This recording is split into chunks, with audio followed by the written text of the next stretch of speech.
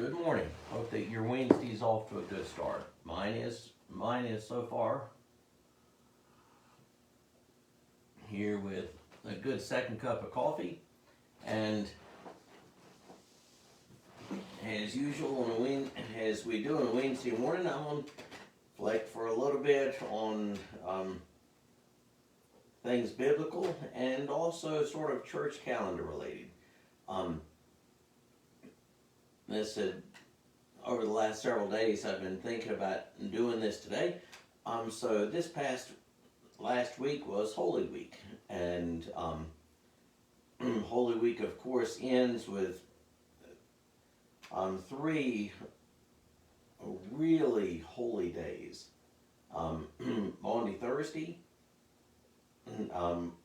Maundy Thursday, the Maundy, that comes from the Latin word mandatum, which means command, and that is looking back to the Last Supper. And in John's account of that, Jesus gives his disciples a new command, that they love one another.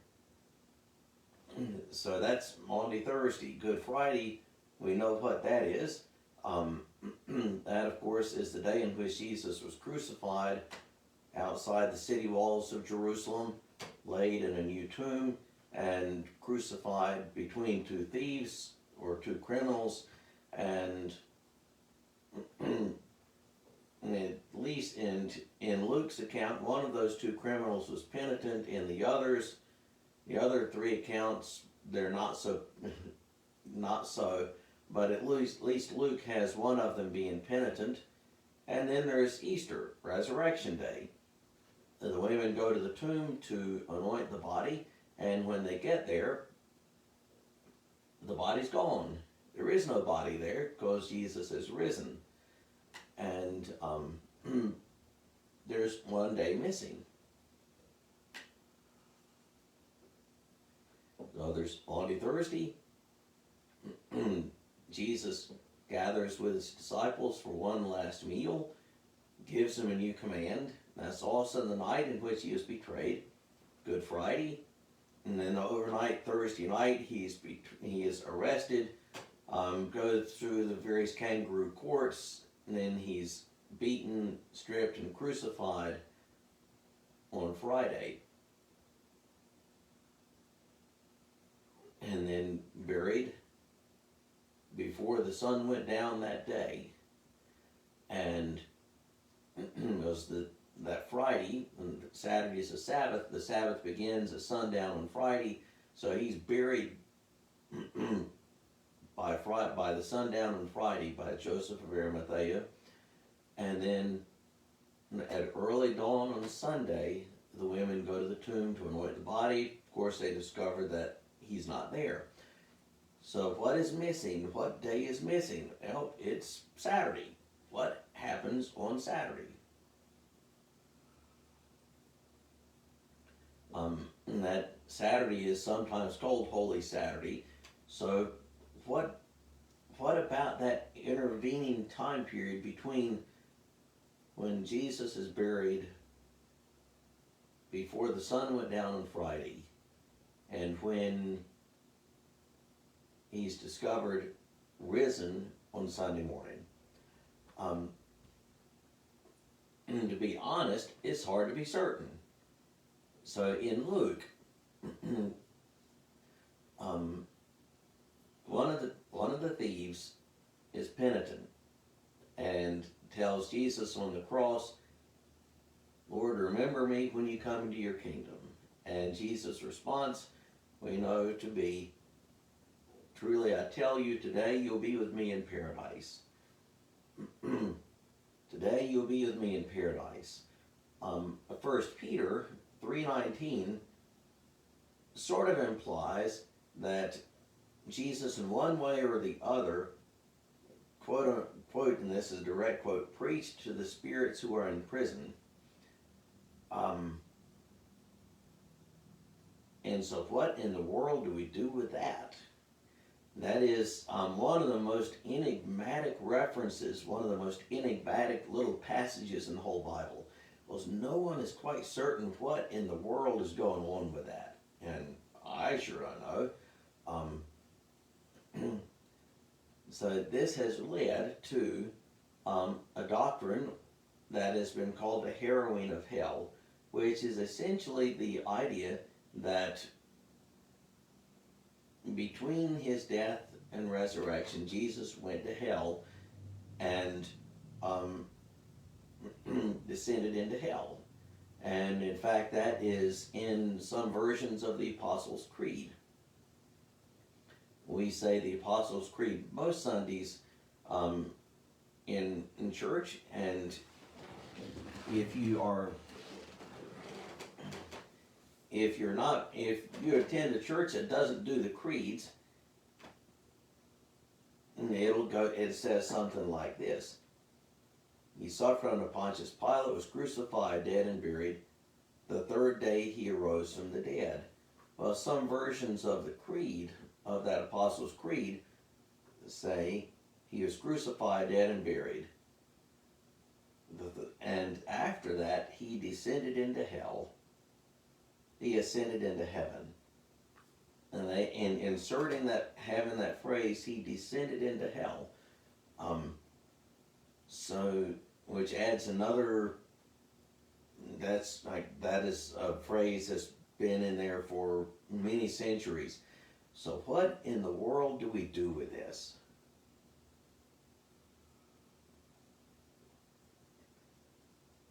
Did Jesus literally go into hell on that intervening time span between Friday and Sunday?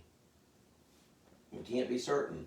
I did see a cartoon once, and a preacher is standing outside the. No, actually, it was there's a church sign with this looked like church sign in front of the building, and it said, "Our Savior went to hell, just to pick up the keys." But what do we do with that? Really, it's hard to be certain. It is entirely impossible to be certain exactly what what Peter's referring to in 1 Peter 3 when he refers to preach into the spirits in prison. It's the only thing in the Bible like that. I think because that is the only scriptural reference, probably not even referring to descending into hell is probably the best way to use the creed, but I admit I'm biased. So, as a practical matter, what do we do on Holy Saturday?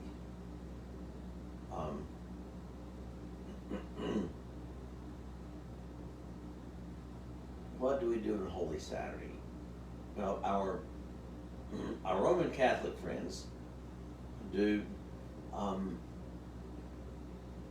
and they, in their practice, they don't have a liturgy, or they don't have a service on Holy Saturday, and by the way, our Catholic friends do make something of this notion of the harrowing of hell, but as long tradition, they don't have a service. They don't have a mass or anything on Holy Saturday.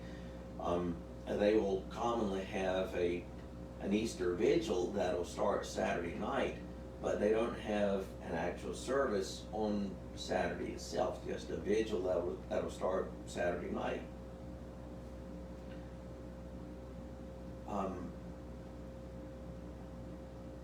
So what do we do? I think maybe the best way to approach that Saturday is to take it for what it was then. Saturday was the Sabbath. And I know as a practical matter, the vast majority of Christians today use Sunday as a Sabbath. But the Sabbath as they observed it at the time was on Saturday. from sundown Friday to sundown Saturday. And the women went to the tomb early on Sunday because Saturday was a rest day. So perhaps that's a good clue for us.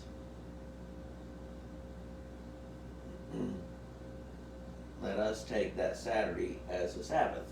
Take that as it's a rest day. It's a great day to reflect on what has happened before,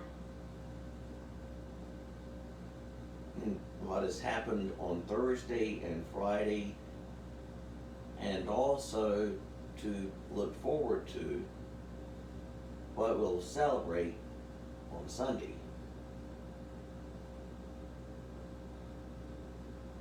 And so the best way, I think, to observe Holy Saturday is not to formally observe it at all, but just take that day for what it was way back when, which was a Sabbath, a rest day. That was the Sabbath then. They observed that as a rest day, and then went to the tomb on Sunday. So, like I said, we can probably best observe Holy Saturday, but just it's a rest day. Particularly those of us who normally observe all of those worship services of Holy Week. Saturday's a rest day. We rest and we remember and reflect on Thursday and Friday, and we anticipate Sunday. That Saturday we can build in as a rest day. And whether or not Jesus descended into hell, who knows? If you choose to believe that, that's fine with me. There's maybe you could make a case for it. A lot of people do, but there's not much to go on there. So if you choose to believe that he went into hell, that's fine with me. It's not a big deal. If you don't think that he did, that's fine with me. It's not a big deal. But what matters is this: that he was crucified on Friday, the just for the unjust. That he who knew no sin became sin on our behalf on Friday. And that on Sunday, the day after the Sabbath, he rose victorious. So if perhaps he did descend into hell, who knows? But we do know this, that on Sunday he rose victorious over hell, and victorious over all of the darkness, over all of the darkness. Have a great Wednesday.